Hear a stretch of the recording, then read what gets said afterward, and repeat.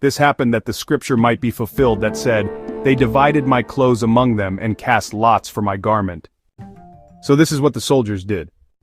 Near the cross of Jesus stood his mother's sister, Mary the wife of Clopas, and Mary Magdalene.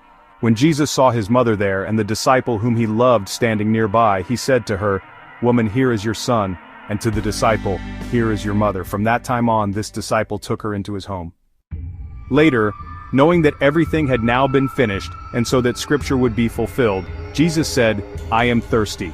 A jar of wine vinegar was there, so they soaked a sponge in it, put the sponge on a stalk of the hyssop plant, and lifted it to Jesus' lips.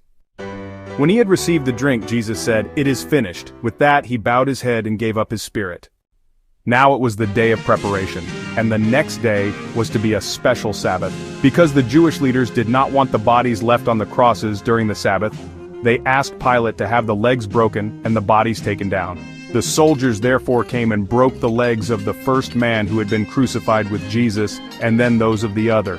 But when they came to Jesus and found that he was already dead, they did not break his legs. Instead, one of the soldiers pierced Jesus' side with a spear, bringing a sudden flow of blood and water. The man who saw it has given testimony, and his testimony is true. He knows that he tells the truth, and he testifies so that you also may believe. These things happened so that the scripture would be fulfilled. Not one of his bones will be broken.